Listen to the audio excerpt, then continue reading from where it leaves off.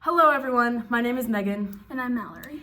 And we come to you today with a topic of debate that is quite important, that is quite pertinent in our day and age of society. It is a topic that applies to all ages. It starts when you're small and it grows into adulthood with you. And we want to bring this topic to you because we have very different opinions on the facts of this case. And we want to bring that to you, and hopefully you will see by the end of it who is right, basically. So this topic revolves around Christmas. Even though it is currently March, we are in the season of spring, we know that pretty much everyone year-round waits for Christmas because it is so exciting, it is so much fun. Everyone loves that season because it is full of cheer and joy. One of the most important and exciting things about Christmas is the fact that it is the season of giving. We all, I think, have different experiences of where gifts come from and where they go. So today we want to discuss exactly where those gifts come from and where that idea originated. Like, where did the gift idea come from? Why is it so important to us as a society in America, etc. And so today we are going to be discussing if the infamous Santa Claus is real or not. So I will start us off with just a little story time. Imagine, if you will, that we are sitting by the fire. We have grandma knitting, we have grandpa sitting with a storybook, and yes, and we're just chilling by the fire. We have our cups of hot cocoa, we have our fuzzy socks on, and we are gonna sit here and listen to this origin story of Santa Claus, or as he was originally known, Saint Nicholas of the Catholic Church. So, the myth of Santa Claus comes from the story of a real man known to the early church as Saint Nicholas. He was persecuted with other Christians in that time by the Roman Emperor Diocletian. His ministry, Saint Nicholas, not Diocletian, was focused on helping the poor and the needy, so he sold all of his belongings to give the money to those who needed it. He always found ways to give and bless those around him. Keep in mind that he was a giver of great things. Saint Nicholas died in the early 300s AD-ish, and because of his great influence in the Catholic Church, he was celebrated every year in December. They do a lot of that where they celebrate saints, they have a lot of holidays. We won't ask. As his story was brought to the New world by Puritans and immigrants searching for religious freedom, more legends around his name were being circulated. The idea that Saint Nicholas was a giver of gifts and a protector of children were his two most known attributes. Okay? So, as the time went on, the day of celebrating Christ's birth was combined with a well-known pagan festival on the winter solstice. This was just because everyone was trying to make Christianity popular. So they were like, hey, what's a celebration that everyone does? The winter solstice. How can we make that Christian? So they decided to put Jesus' birthday on there. Because of Nicholas's saint status and his saint day already being in December, he was eventually tied into those celebrations. Thus, legends, myths, comforting fireside tales were created to make Christmas an even more special holiday. The name Santa Claus actually comes from a children's book about a magical elf creature who just left gifts for good children, and then he left punishments such as like coal for bad children. So these were just made up stories that people would write and then publish to make money off of. Are you following? Yes. Thank you.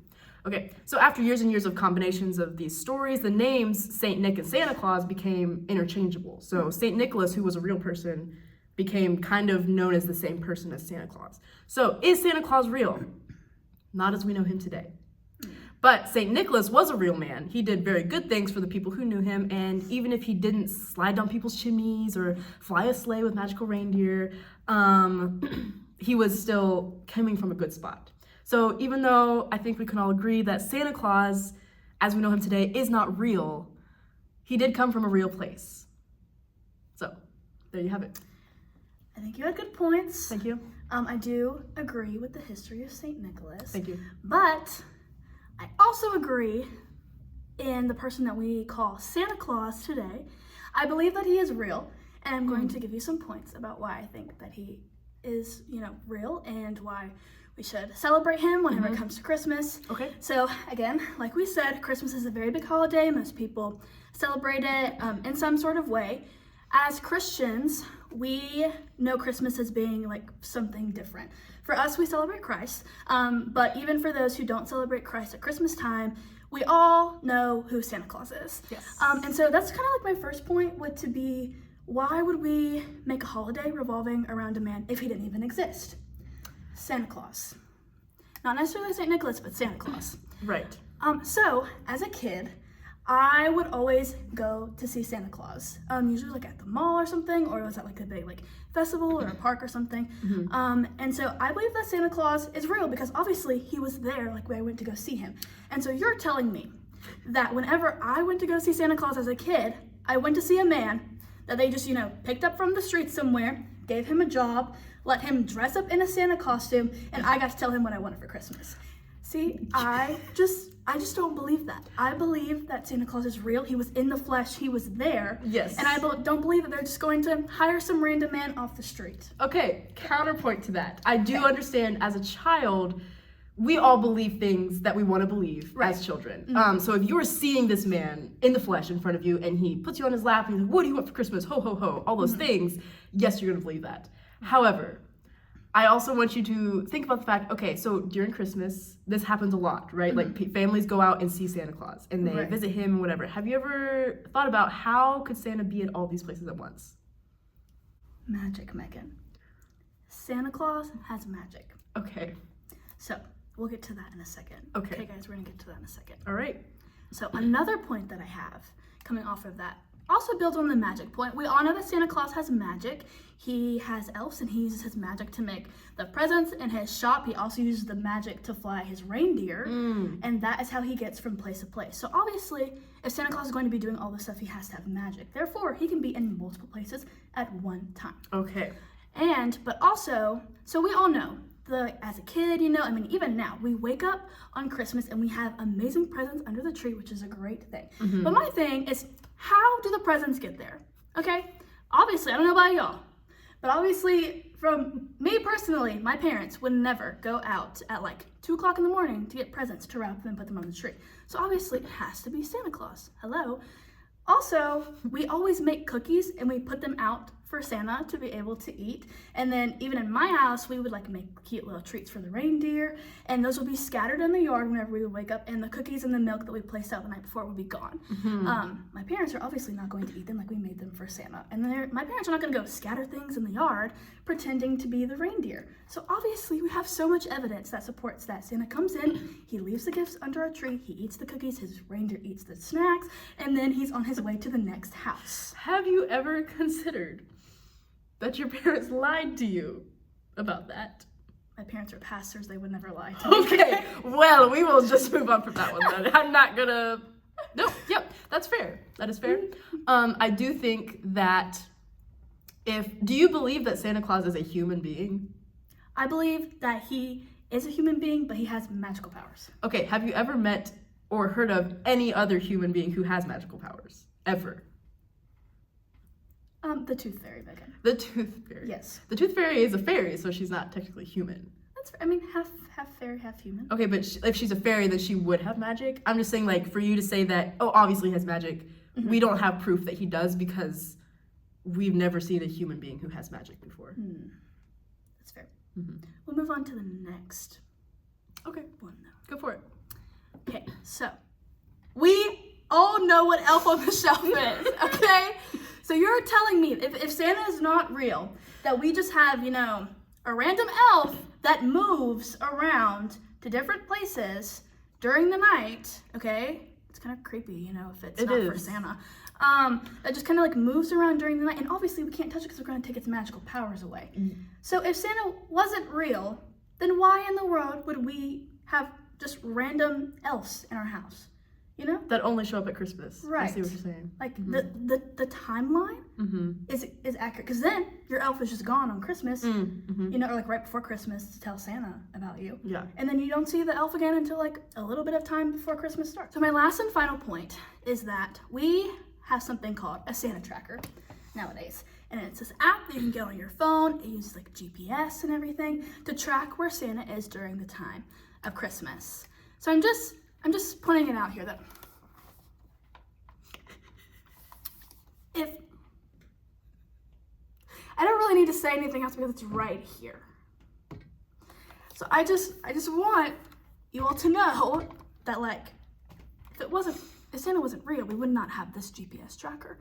we can track like when he's coming to our houses. You know, like someone would not waste the time to create a whole app about Santa and know like where he is during the night of Christmas if he wasn't real. That is so true. I will say though, there is such a thing as AI, where we live in a society where things are not what they seem.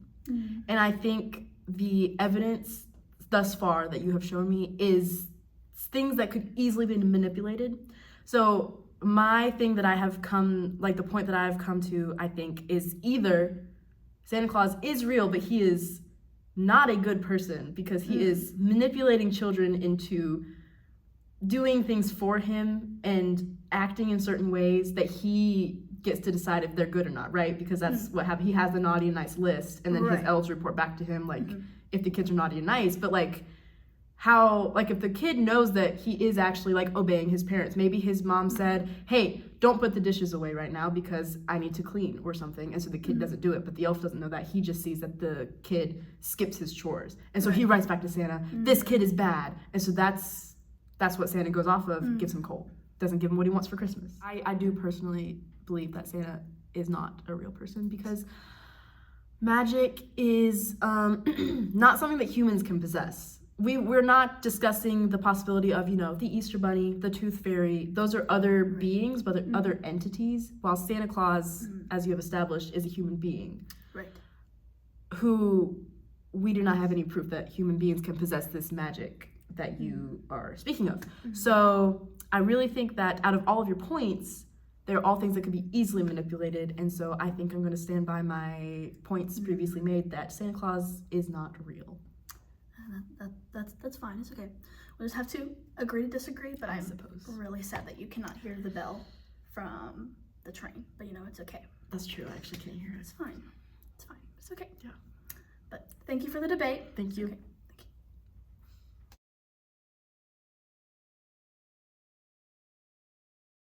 Okay. Okay. I have to like get into the mindset now. I'm like, I know. Debate.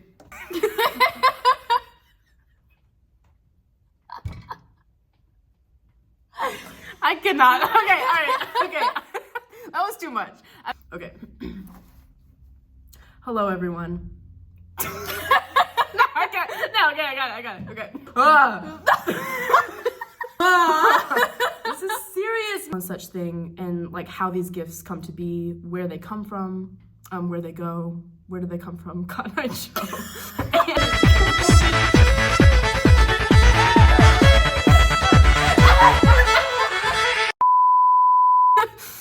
I'm just gonna keep going. So I can't. I'm so sorry. Play talk.